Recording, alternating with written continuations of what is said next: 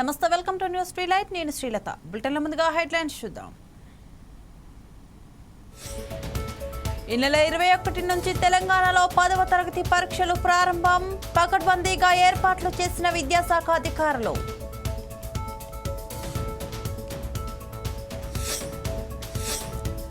ఆరు గ్యారంటీలు గోవిందా గోవిందా, కాంగ్రెస్ బడ్జెట్ పై కేటీఆర్ ఫైర్.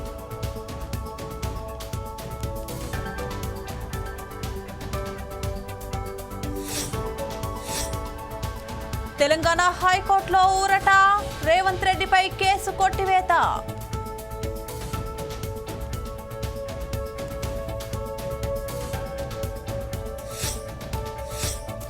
తిరుపతిలో ఫ్రీ బస్సు హామీపై వైసీపీ వినూత్న నిరసన.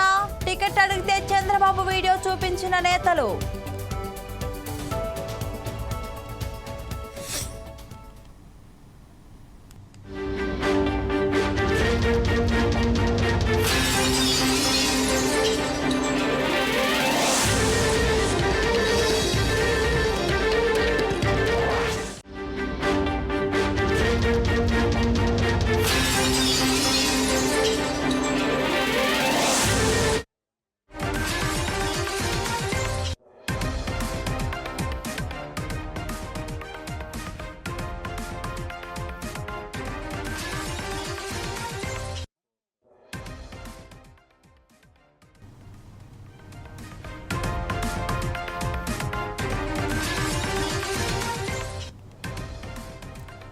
బ్రేకింగ్ న్యూస్ చూస్తున్నాం. తెలంగాణలో 10వ తరగతి పరీక్షలు మరో 2 రోజుల్లో ప్రారంభం కానున్నాయి.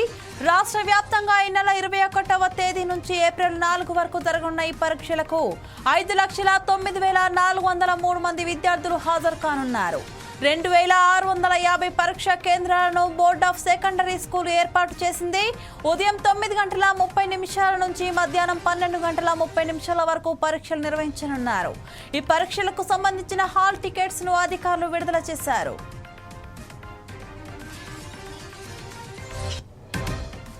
విద్యార్థులు సమయానికి పరీక్షా కేంద్రాల వద్దకు చేరుకోవాలని, పిల్లలు ఎలాంటి ఒత్తిడికి గురి కాకుండా పరీక్షలు రాసేలా టీచర్లు, తల్లిదండ్రులు శ్రద్ధ వహించాలని విద్యాశాఖ అధికారులు తెలియజేశారు. పరీక్షా కేంద్రాల్లో సీసీ కెమెరాల నిఘా ఉంటుంది. విద్యార్థులకు ఎలాంటి అసౌకర్యం కలగకుండా అన్ని ఏర్పాట్లు చేస్తున్నారు.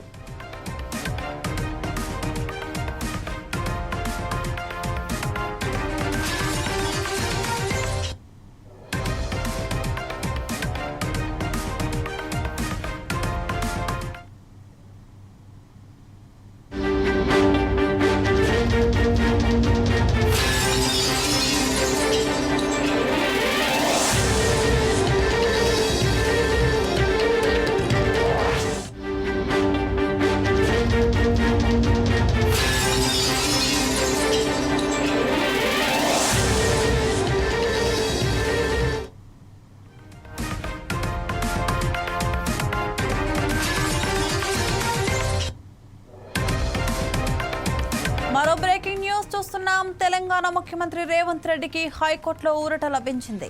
నార్సింగి పోలీస్ స్టేషన్లో 2020 మార్చిలో నమోదైన కేసును హైకోర్టు కొట్టివేసింది. జన్వాడ ప్రాంతంలో డ్రోన్ ఎగురవేశారంటూ రేవంత్ రెడ్డి సహా మరికొందరిపై నార్సింగి పోలీసులు కేసు నమోదు చేశారు. అదే సమయంలో పోలీసులు రేవంత్ రెడ్డిని అరెస్ట్ చేసి రిమాండ్కు తరలించారు. అయితే ఈ కేసును ఎఫ్ఐఆర్ ను రద్దు చేయాలని రేవంత్ రెడ్డి హైకోర్టును ఆశ్రయించారు. రేవంత్ రెడ్డి తరపు న్యాయవాది కోర్టులో వాదిస్తూ జన్వాడ ఏరియా నిషిద్ధ ప్రాంతం కాదని స్పష్టం చేశారు.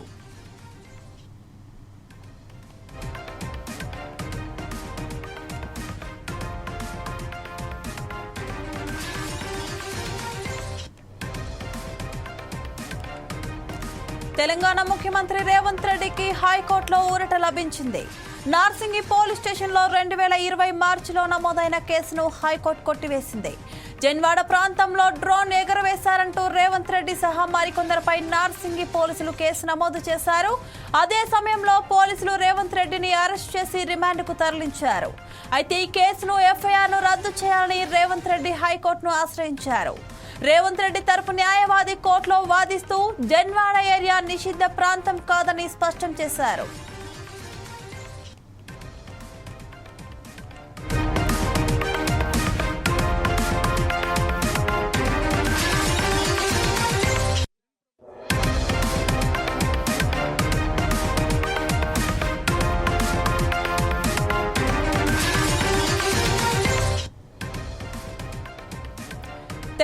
ముఖ్యమంత్రి రేవంత్ రెడ్డికి హైకోర్టులో ఊరట లభించింది. నార్సింగి పోలీస్ స్టేషన్లో 2020 మార్చిలో నమోదైన కేసును హైకోర్టు కొట్టివేసింది. జన్వాడ ప్రాంతంలో డ్రోన్ ఎగరవేశారంటూ రేవంత్ రెడ్డి సహా మరికొందరిపై నార్సింగి పోలీసులు కేసు నమోదు చేశారు. అయితే అదే సమయంలో పోలీసులు రేవంత్ రెడ్డిని అరెస్టు చేసి రిమాండ్కు తరలించారు. అయితే ఈ కేసును ఎఫ్ఐఆర్ను రద్దు చేయాలని రేవంత్ రెడ్డి హైకోర్టును ఆశ్రయించారు. రేవంత్ రెడ్డి తరపు న్యాయవాది కోర్టులో వాదిస్తూ జన్వాడ ఏరియా నిషిద్ధ ప్రాంతం కాదని స్పష్టం చేశారు.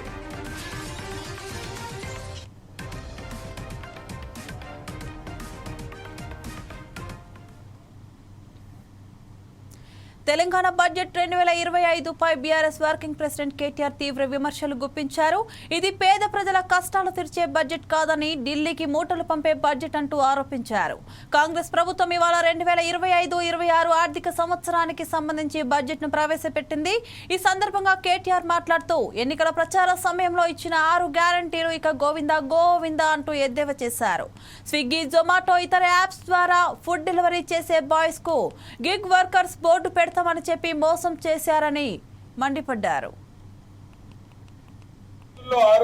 2025-26 సంవత్సరానికి సంబంధించిన రాష్ట్ర బడ్జెట్ ను ప్రభుత్వం ప్రవేశపెట్టిందని చెప్పి ఈ రోజు రాష్ట్రంలోని పేదలు, రాష్ట్రంలోని రైతులు, రాష్ట్ర వ్యాప్తంగా ఉండే మా ఆడబిడ్డలు అందరూ కూడా ఎదురు చూస్తా ఉన్నారు. కానీ ఒక మాటలో చెప్పాలి అంటే ఈరోజు రాష్ట్ర బడ్జెట్ బట్టి విక్రమార్క గారి సుదీర్ఘ ఉపన్యాసం, గంటన్నర ఉపన్యాసం తర్వాత మాకు అర్థమైంది ఏంటి అంటే 6 గ్యారంటీలు గోవిందా గోవిందా అని అర్థమైంది.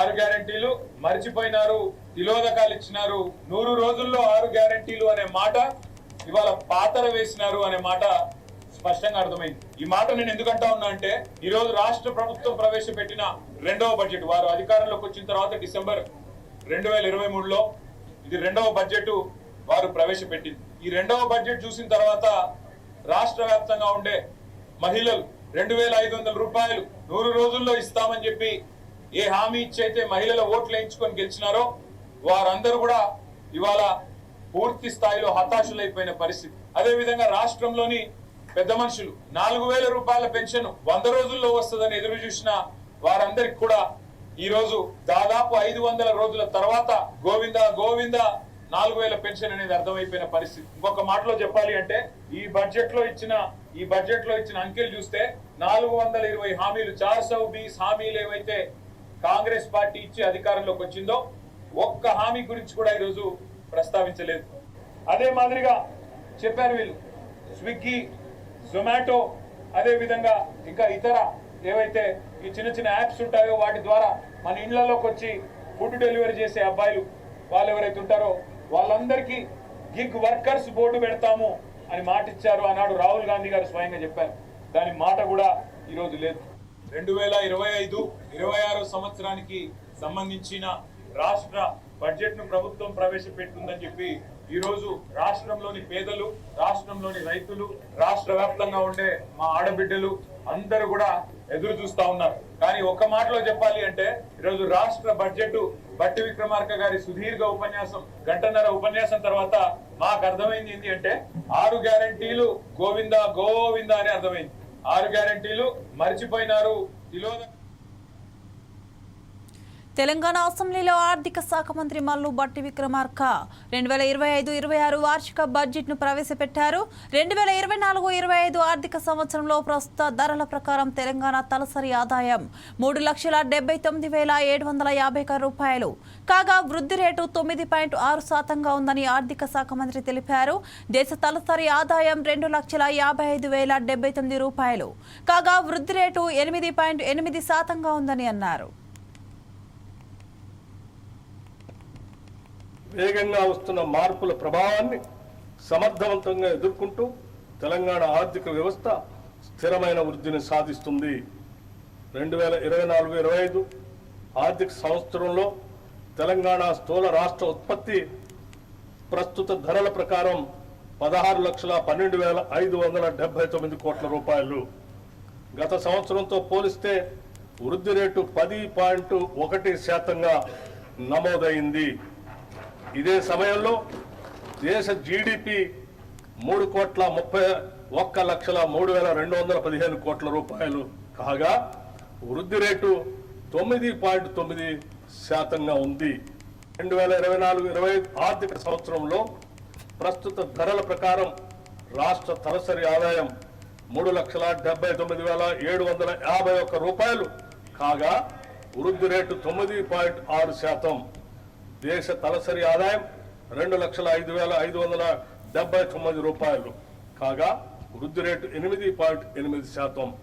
ప్రపంచ ఆర్థిక వ్యవస్థల్లో వేగంగా వస్తున్న మార్పుల ప్రభావాన్ని సమర్థవంతంగా ఎదుర్కొంటూ తెలంగాణ ఆర్థిక వ్యవస్థ స్థిరమైన వృద్ధిని సాధిస్తుంది.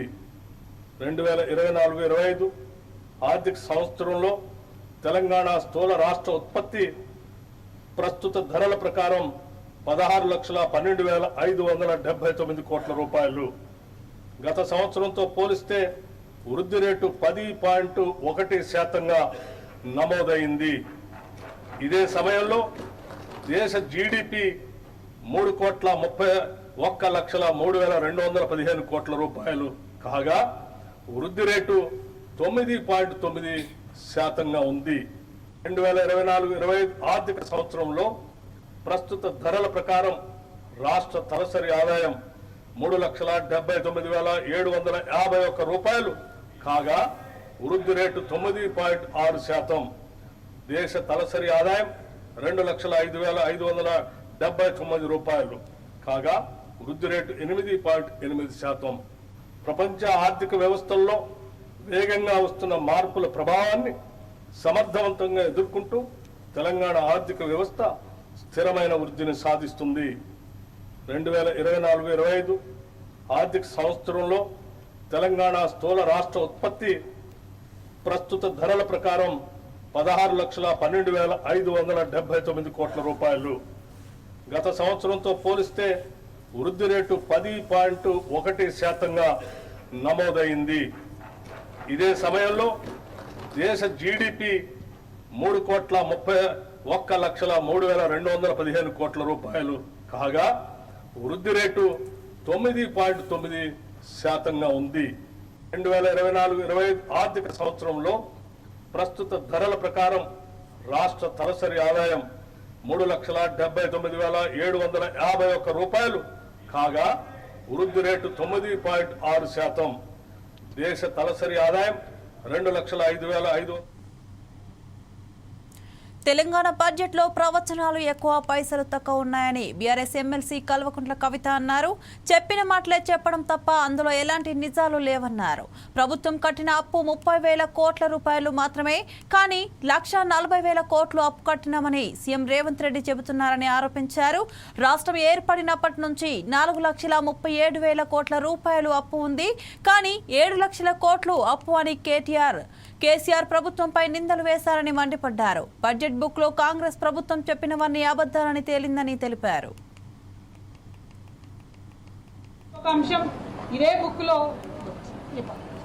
ఇంకొక అంశం ఒక మాట పదే పదే చెప్పింది ఏంటంటే కేసీఆర్ గారు బాగా అప్పులు చేసిండ్రు, రాష్ట్రాన్ని అప్పుల పాలు చేసిండ్రని చెప్పారు.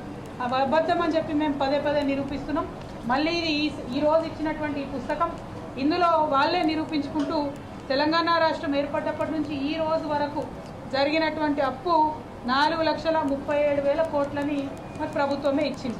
కానీ కేసీఆర్ గారిని పట్టుకొని 7.5 లక్షల కోట్లు అప్పు చేసిరు, మీరు 2 లక్షల కోట్లు అప్పు చేసిరు అని చెప్పి పదే పదే చెప్తుంటారు. ఇక ఈ 4 లక్షల గమ్మత్ ఏంటంటే ఈ 4,37,000 కోట్ల డబ్బులో ఈ ముఖ్యమంత్రి గారు చేసినటువంటి 1,58,000 కోట్లు ఆయన ఫ్లోర్ ఆఫ్ ది హౌస్లో ఒప్పుకున్నటువంటి అమౌంట్ కూడా ఇందులో యాడ్ అయి ఉన్నది. అంటే కేసీఆర్ గారు చేసినటువంటి అప్పు మీద వాళ్ళు తప్పుడు ప్రచారం చేసిందన్న విషయాన్ని ప్రభుత్వము మరి ఈ 2 పుస్తకాలలో కూడా ఈ బడ్జెట్లో రాసి ఇవ్వడం అన్నటువంటిది వాళ్ళ అసత్యాలను ఎండగట్టేటట్టుగా ఉన్నది. ఈ విషయం ప్రజలు గమనించాల్సిందిగా కోరుతా ఉన్నాం.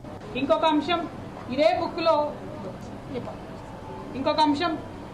ఒక మాట పదే పదే చెప్పింది ఏంటంటే కేసీఆర్ గారు బాగా అప్పులు చేసిండ్రు, రాష్ట్రాన్ని అప్పుల పాలు చేసిండ్రని చెప్పారు.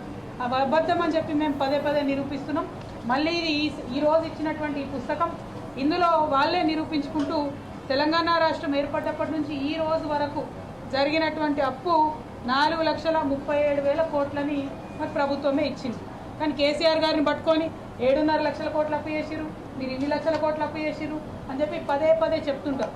ఇక ఈ 4 లక్షల గమ్మత్ ఏంటంటే ఈ 4,37,000 కోట్ల డబ్బు ఎస్సీలకు జరిగిన అన్యాయాన్ని సరిదిద్దే ప్రయత్నం చేస్తున్నామని రేవంత్ రెడ్డి అన్నారు. ఎస్సీ వర్గీకరణపై సుదీర్ఘ నిరీక్షణకు తెరపడిందని, పట్టుదలతో దళితులకు న్యాయం చేశామన్నారు. ఎన్నో ఏళ్లు చిక్కుముడికి పరిష్కారం చూపించానన్నారు. ఎవరు ఏమనుకున్నా దళిత జాతికి న్యాయం జరిగిందని చెప్పారు. కాంగ్రెస్ ఎప్పుడూ దళితుల పక్షానే ఉంటుందని తెలియజేశారు.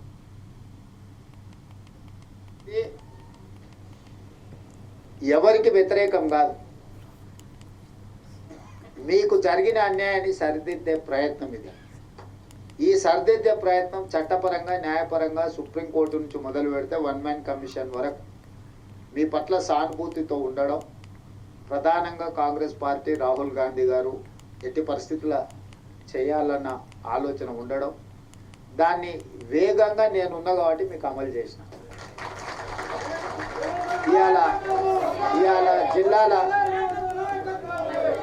ఇవాళ జిల్లాలో మొదటి నుంచే నేను జడ్పీటీసీ కావచ్చు, ఎమ్మెల్సీ కావచ్చు, ఎమ్మెల్యే కావచ్చు, ఎంపీ కావచ్చు, ఇవాళ ముఖ్యమంత్రి కావచ్చు, ఏ స్థాయిలో నేను రాజకీయాలలో చిన్నది పెద్దది ఏ పదవైనా ఉండాలి, మాదిగోళ్ళ పిల్లలు న్యాయంబడే తిరిగి ఎన్నికల ప్రచారం చేశాను. నేను ముందు నుంచి ఇప్పుడు కాదు, 2014లో తెలంగాణ రాష్ట్రం ఏర్పడ్డ తర్వాత అసెంబ్లీలో తీర్మానం పెట్టండి, ఈ ఎస్సీ వర్గీకరణకు తెలంగాణ కొత్తగా ఏర్పడ్డ తెలంగాణ రాష్ట్ర ప్రభుత్వం అనుకూలంగా ఉన్నది అని కేంద్ర ప్రభుత్వానికి తీర్మానం పంపించండి అని సావధాన తీర్మానాన్ని ప్రవేశపెడితే ఆనాటి ముఖ్యమంత్రి గారు నన్ను, మిత్రుడు సంపత్ కుమార్ని, సండ్ర వెంకటవీరయ్యని సభలో నుంచి బహిష్కరించారు. మేము పెట్టిన తీర్మానమే విధిలేని పరిస్థితిలో సభ ఏకగ్రీవంగా ఆమోదించాల్సిన పరిస్థితి వచ్చింది. ఆనాడు అఖిలపక్షాన్ని తీసుకెళ్తాను, మళ్ళీ ఏనాడు తీసుకెళ్ళాలి. సరే, మీరు కొంతకాలం ఓపికగా చూసారు, అవకాశం ఇచ్చిండ్రు, మీకు సహనం ఓపిక ఎక్కువ. మీరు 10 ఏళ్ళు అవకాశం ఇచ్చుకుంటా ఈరోజు రేపు ఈ సంవత్సరం వచ్చే సంవత్సరం ఆపై సంవత్సరం జరగకపోతుందా అని ఎదురు చూసారు. ఇక 10 ఏళ్లలో మీ సమస్యకు పరిష్కారం కాకపోతే ఈ సమస్యకు పరిష్కారం ఉన్నోళ్ళని దించడమే అని మీరు భావించారు.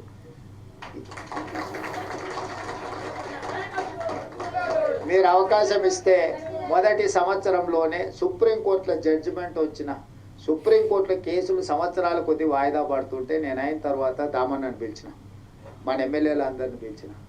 అక్కడ సుప్రీంకోర్టులో కేసు వాయిదాలు పడుకుంటూ పోతుంది, ఇంకా దీన్ని వాయిదాలు వేయడానికి వీలు లేదు. మనమే ప్రత్యేకంగా ప్రభుత్వం నుంచి ఉద్దండులైన న్యాయవాదులను నియమిద్దామన్నా, నువ్వు ఢిల్లీకి వెళ్ళు, ఎమ్మెల్యేలు అందరిని తీసుకొని అని చెప్పి వేముల వీరేశాన్ని, మందుల సామెల్ను, గవ్వంపల్లి సత్యనారాయణ, లక్ష్మణ్ని అందరిని ఎమ్మెల్యేలు అందరినీ దామన్నకు తోడించి ఒక కమిటీ లాగా ఢిల్లీకి పంపించి ఆయన సిద్ధార్థ లూత్రాను, అభిషేక్ సింఘ్వీని, వీళ్ళందరినీ న్యాయవాదులను అందరినీ మన తరఫు. తిరుపతి వైసీపీ ఆధ్వర్యంలో మహిళలకు ఉచిత బస్సు సౌకర్యం కల్పించాలని కూటమి ప్రభుత్వాన్ని డిమాండ్ చేస్తూ వినూత్న నిరసన చేపట్టారు. తిరుపతి ఆర్టీసీ బస్టాండ్ నుంచి పీలేరు పల్లె వెలుగు బస్సు ఎక్కిన మహిళలకు ఉచిత బస్సు ప్రయాణం అంటూ హామీ ఇచ్చిన చంద్రబాబు వీడియోను ప్రదర్శించారు. మేయర్ డాక్టర్ శిరీష మహిళలు టికెట్ అడిగితే నా పేరు చెప్పండి అనే సీఎం చంద్రబాబు వీడియోను చెబుతూ నినాదాలు చేశారు. 6 గ్యారంటీలు అమలు చేయలేదని చెబుతూ ఫ్రీ బస్ అయినా ఇవ్వు బాబు అంటూ నినాదాలు చేశారు.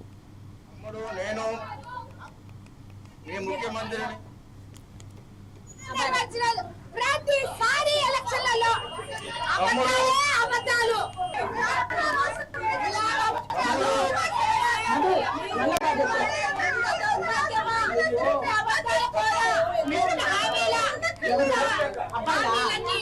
చెప్పేది పథకాలన్నప్పుడు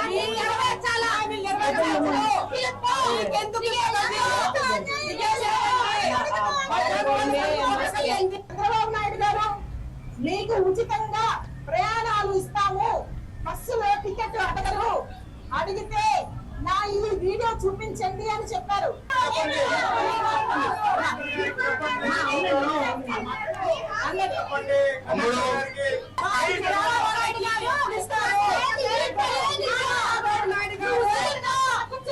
తమ్ముడు నేను బాబు గారిని ఈ ముఖ్యమంత్రిని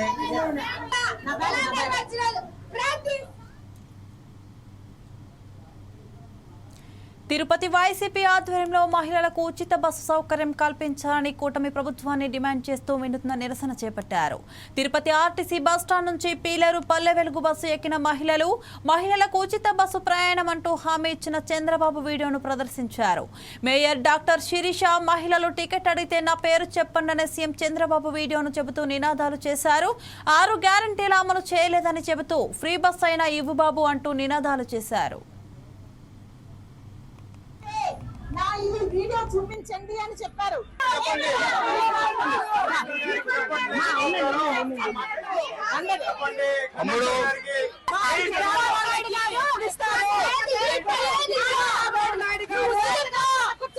తమ్ముడు నేను బాబు గారిని మీ ముఖ్యమంత్రిని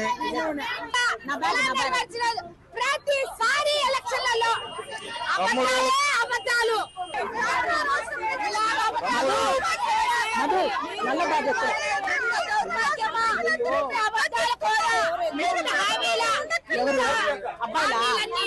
చెప్పేది సూపర్ 6 పథకాలన్నప్పుడు అన్ని నెరవేర్చాలా?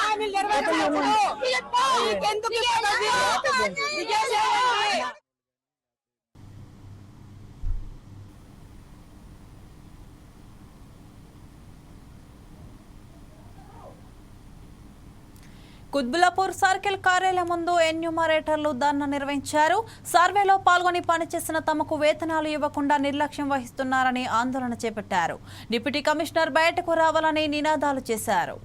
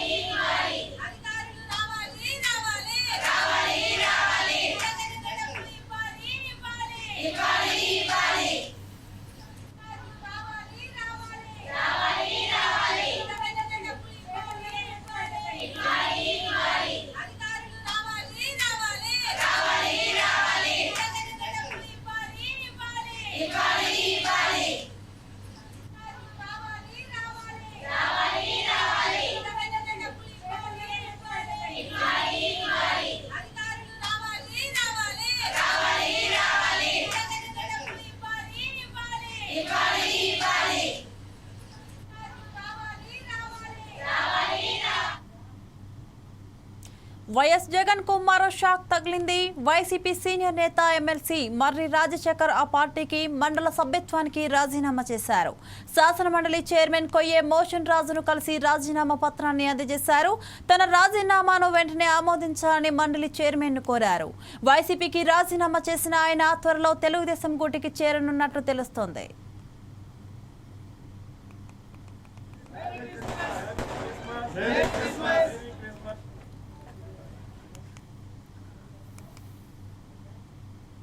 తెలంగాణ అసెంబ్లీలో ఎస్సీ వర్గీకరణ బిల్లుకు ఆమోదం తెలిపిన సీఎం రేవంత్ రెడ్డికి కృతజ్ఞతగా బోడుపల్ మున్సిపల్ కార్పొరేషన్లోని అంబేద్కర్ విగ్రహానికి అంబేద్కర్ యువజన సంఘాల నాయకులు, దళిత సంఘాల నాయకులు పూలమాల వేసి నివాళులర్పించారు. ఈ కార్యక్రమంలో బోడుపల్ అంబేద్కర్ యువజన సంఘం అధ్యక్షులు రాపోలు ఉపేందర్, అంబేద్కర్ సంఘం నాయకుడు చంటి శ్రీను తదితరులు పాల్గొన్నారు. అంబేద్కర్ ఆశయాలను కొనసాగిస్తూ 30 ఏళ్లుగా మాదిగలు చేస్తున్న పోరాటానికి నిన్న కాంగ్రెస్ ప్రభుత్వం ఏబిసిడి వర్గీకరణకు ఆమోదం తెలపడం చాలా సంతోషంగా ఉందన్నారు. ఈ వర్గీకరణ వల్ల మా మాదిగ విద్యార్థులు విద్యా ఉద్యోగ రంగాల్లో రాణిస్తారని ఆశాభావం వ్యక్తం చేశారు.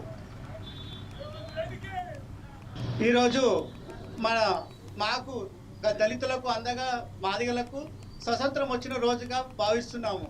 30 సంవత్సరాల నుంచి అంటే స్వతంత్రం వచ్చినప్పటి నుంచి ఇబ్బంది పడుతూ 30 సంవత్సరాలలో గ్రహించి ఆ రోజు పెద్దలు మన తెలుగుదేశం పార్టీలో ఉన్నటువంటి మోత్కుపల్లి నరసింహులు గారు మా జాతికి అన్యాయం జరుగుతుందని గ్రహించి మా జాతి కోసం ఎవరో ఒకరు పోరాటం చేయాలి, దీనికి ఎవరో ఒకరు సారథి కావాలన్న ఉద్దేశంతో ప్రత్యక్షంగా కానీ పరోక్షంగా కానీ ఆ రోజు గ్రహించినటువంటి వ్యక్తి మా మోత్కుపల్లి నరసింహులు గారు. ఆ రోజు ఎవరైతే బాగుంటుందని చెప్పి గ్రహించి మందాకృష్ణ మాదిగా అయితే బాగుంటుంది, ప్రజల్లో బాగా అవగాహన ఉంది, ప్రజలపైన మంచి అవగాహనతో మాట్లాడతాడన్న ఉద్దేశంతో ఆయనను ఎంచుకొని పరోక్షంగా ప్రత్యక్షంగా ఆయనకు సపోర్ట్ చేస్తూ 30 సంవత్సరాల పోరాటంలో గతంలో తెలుగుదేశం ప్రభుత్వం చేసినటువంటి నారా చంద్రబాబు నాయుడు గారు ఆ రోజు చేయడం వల్ల మాకు 2 సంవత్సరాల్లో 20,000 ఉద్యోగాలు వచ్చినాయి. సాధించిన అంబేద్కర్, బాబాసాహెబ్ అంబేద్కర్ ఏదైతే దళితుల గురించి పోరాడిండో మరి అదే పోరాటంలో మరి మందకృష్ణ మాదిగా మరి ఎంఆర్పిఎస్ పెట్టి ఆయన ఎలలేని సేవ కొన్ని 2001 నుంచి కొట్లాడుకుంటూ ఎల్లలేని సేవ చేసుకుంటూ మరి మాదిగ బిడ్డలకు ఇట్లా అన్యాయం జరుగుతుంది, దళితులకు ఇట్లా చాలా డ్యూటీలు వస్తలేవు, ఇబ్బంది అవుతుందని చెప్పి మరి నిరాదీక్ష చేపట్టిండు. మరి దానికి మరి రేవంత్ రెడ్డి మా Telangana CM chief minister Revanth Reddy గారు మరి దళితుల మీద ఎంతో చెప్తా ఉండి దళితుల మీద దయ ఉంచి మాకు ఇలా 15% కిందకు ఆయనకు పాలాభిషేకం చేస్తామని మరి సీఎం గారికి ఎస్సీ తరఫున అందరికీ మరి బీసీని ఎస్సీని కలిపి మరి ఆయన ఎంత పెద్ద మనసు చేసుకొని చేసినందుకు మా బోడుకోల తరఫున మరి సీఎం గారికి ఎంతో రుణపడి ఉంటాం. ఈరోజు మన బాబాసాహెబ్ అంబేద్కర్ గారు వాళ్ళ ఆశయాలను కొనసాగిస్తూ మన ఏదైతే మందకృష్ణ గారు 30 ఏళ్ల పోరాటాన్ని ఈరోజు అదేవిధంగా మన కాంగ్రెస్ ప్రభుత్వం రేవంత్ రెడ్డి గారు ఏదైతే ఎస్సీ ఏబిసిడి వర్గీకరణ కోసం ఏదైతే నేను ఆమోదం తెలిపిరో ఆ యొక్క సంఘటన కోసం రాష్ట్ర వ్యాప్తంగా మేము అంబేద్కర్ యువజన సంఘం తరఫున ఏదైతే అంబేద్కర్ గుడిల వద్దలో మా ఎస్సీ ఏబిసిడి వర్గీకరణ కోసం చేసినందుకు ప్రతి గ్రామాన సంబరాలు చేసుకుంటూ ఈరోజు ముఖ్యంగా మా యొక్క రాబోయే తరాలకు ఏబిసిడి వర్గీకరణ చాలా ఉపయోగపడి అందరికీ భవిష్యత్తులో మంచిగా ముందడుగు వేపిస్తుందని ఆకాంక్షిస్తూ అలాగే రేవంత్ రెడ్డి గారికి ప్రత్యేక కృతజ్ఞతలు తెలియజేస్తూ మా మందకృష్ణ గారికి ప్రత్యేక కృతజ్ఞతలు తెలియజేస్తూ ఈ అవకాశం ఇచ్చిన ప్రజలందరికీ ధన్యవాదాలు. ఈరోజు మాకు దళితులకు అందగా ఇవి bulletin updates. Keep watching 4 Sides TV.